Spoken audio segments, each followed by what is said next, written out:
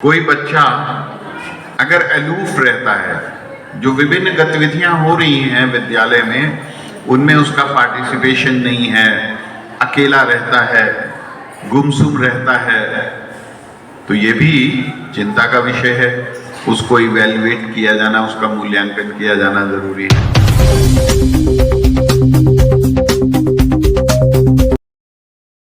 मानसिक स्वास्थ्य के विषय पर government girls inter college Lakhimpur Kheri में आयोजित इस कार्यशाला में आप लोगों के मध्य आकर मुझे काफ़ी हर्ष का अनुभव हो रहा है।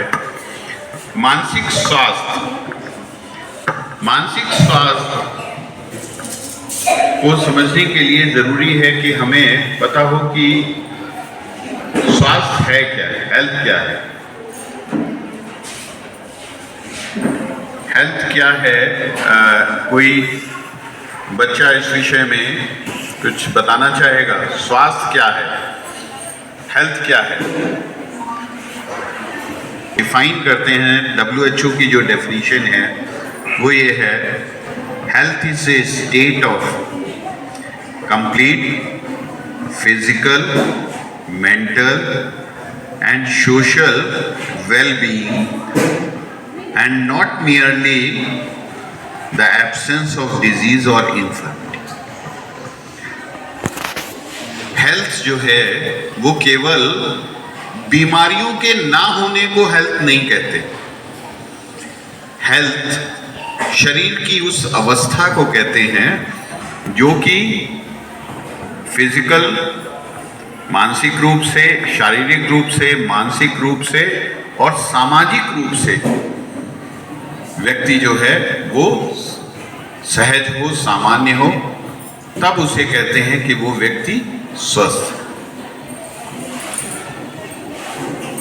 हमारे जो दिमाग है वो पूरे शरीर का कंट्रोल उसके पास होता है, वो उसको संचालित करता है। तो अगर हमारा दिमाग स्वस्थ है तभी हम जो है वो समाज के लिए, परिवार के लिए और स्वयं के लिए उपयोगी हो सकते हैं। अब आवश्यकता ये है कि हम पहचाने क्या लक्षण हैं जो मानसिक स्वास्थ्य है उसमें, अगर किसी का वो खराब हो रहा है तो क्या लक्षण है। वो कभी भी हो सकता है, हमारे घर परिवार में हो सकता है, आसपास के हमारे सहपाठियों में हो सकता है। टीचर्स के लिए जानना जरूरी है कि विद्यार्थियों में उसको पहचाने। और ये बहुत तरह के लक्षण इसमें, I am sure doctor Akhilesh ने इस पे बात करी होगी। कोई बच्चा अगर अलूफ रहता है, जो विभिन्न गतिविधियां हो रही हैं विद्यालय में, उनमें उसका पार्टिसिपेशन नहीं है, अकेला रहता है, गुमसुम रहता है, तो ये भी चिंता का विषय है। उसको इवैल्यूएट किया जाना, उसका मूल्यांकन किया जाना जरूरी है। कोई व्यक्ति बहुत एग्रेसिव रहता है या कभी बहुत एग्रेसिव है, कभी उसमें डिप्रेशन, अवसाद की स्थिति आ जाती है, तो उसका भी मानसिक स्वास्थ्य को इवैल्यूएट करने की आवश्यकता है।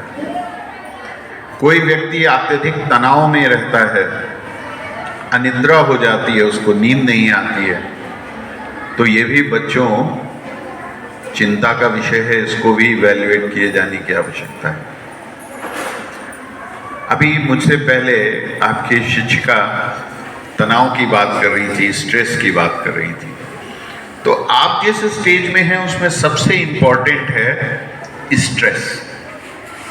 हम सभी को जब भी हम किसी परीक्षा में बैठते हैं तो हमें स्ट्रेस होता है।